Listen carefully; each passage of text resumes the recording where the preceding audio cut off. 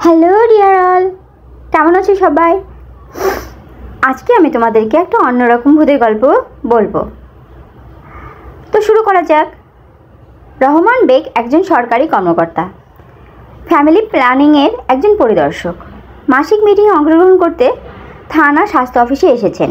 Meeting শুরু হতে দুপুর পার হয়ে গেল। রহমান সাহেব কর্মকর্তাদের আচরণ খুবই বিরক্ত হয়ে গেলেন।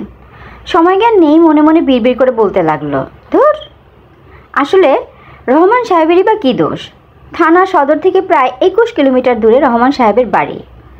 যদিও বা বাসে সবটা রাস্তা যাওয়া যেত তাহলে সমস্যা ছিল না, কিন্তু 7 কিলোমিটার বাসে আর বাকিটা পথ সাইকেলে যেতে হবে। তাই সন্ধ্যা হবার আগে যত তাড়াতাড়ি সম্ভব রওনা হওয়া যায় ততই ভালো। কিন্তু কী দুর্ভাগ্য, মিটিং শেষ হলো মাগরিবেরও 1 ঘন্টা পর। দেখো অবস্থা। রহমান সাহেব পড়িমড়ি করে বের হয়ে যাবে এমন সময় থানা স্বাস্থ্য কর্মকর্তা ডাক দিলেন। প্রচণ্ড বিরক্তবোধ করলেও রহমান সাহেব যতটুকু সম্ভব মুখে হাসি রেখে ঘুরে দাঁড়ালেন। থানা কর্মকর্তা ইশারায় তার রুমে যাওয়ার জন্য বলল। রহমান সাহেব পিছু পিছু রুমে যেতেই কর্মকর্তা তাকে বসতে বললেন। প্রায় 1.5 ঘন্টা বিভিন্ন রকম কথাবার্তা বলে রহমান সাহেবকে বিদায় দিলেন। হায় রে! বাস স্ট্যান্ডে এসে দেখে কোনো বাসই নেই। ঘড়িতে তখন 9টা ছুঁই ছুঁই। মফস্বল শহরগুলোতে এটা একটা সমস্যা, 8টার পরে কোনো বাসই ছাড়তে চায় না। মোটামুটি 8-10 জন লোককে এক জায়গায় জড়ো হয়েছে যাওয়ার উদ্দেশ্যে, এরকম দেখা গেল। কিন্তু কোনো যানবাহন না পেলে তো সমস্যা।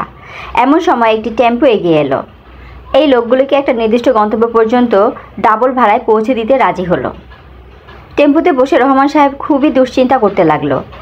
এই পথটা না হয় টেম্পুতে সবার সাথে চলে যাওয়া যাবে, বাকি পথটুকু কিভাবে একা একা যাবে? গ্রামের দিকে তো 8টা বাসতেই ভুতুড়ে নীরবতা সৃষ্টি হয়ে যায়। রহমান সাহেব মনে মনে কিছুটা ভয় পেতে লাগলো। টেম্পু থেকে নির্দিষ্ট গন্তব্যে নেমে কোনার চা পানের দোকানটার দিকে পা বাড়ালো রহমান সাহেব। থানা সদরে আসলে ওনার সাইকেলটা কোনায় ওই চা পানের দোকানে রেখে গিয়েছিল। দোকানদার হেকমত আলী খুবই সজ্জন ব্যক্তি। যে কেউ ওনার দোকানের কাছে সাইকেল রিক্সা রেখে যায়। উনি দোকানের পাশাপাশি এগুলো নজর রাখে, বিনিময়ে কারো কাছ থেকে কিচ্ছু নেয় না।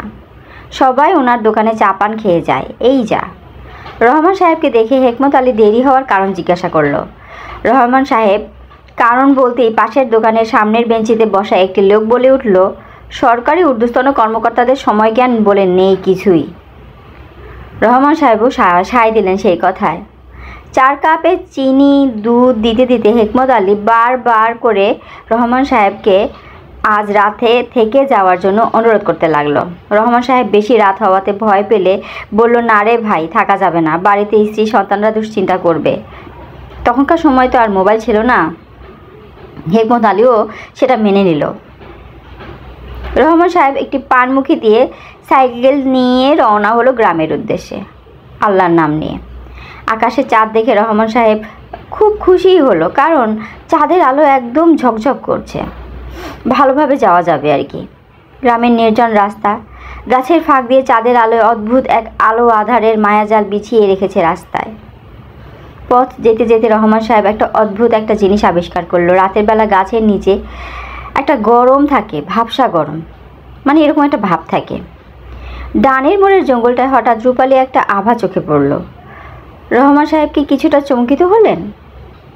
সাইকেলের বেল দিতে দিতে রহমান সাহেব ডানের মোড়টা ঘুরল এবং মনে মনে একটু হাসলো। ডানের মোড়ে আসলে একটা বড় পুকুর আছে, যেটা চাঁদের আলো পড়ার কারণে রূপালি একটা আভা তৈরি হয়েছে। পুকুরের মাঝখানে একটা সাদা হাঁস একলাই ভাসছে। সামনেই করফুলা গোরস্থান। রহমান সাহেব আবার গোরস্থানকে ভয় পায় না, যদিও এই গোরস্থান নিয়ে অনেক কথা প্রচলিত আছে। রহমান সাহেব আবার সাইকেল বেল বাজাচ্ছে।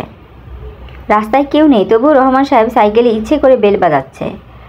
গোরস্থানের মাঝখানে তেঁতুল গাছটা দেখা যাচ্ছে, কিন্তু মানুষের ফিসফাস কথাও শোনা যাচ্ছে।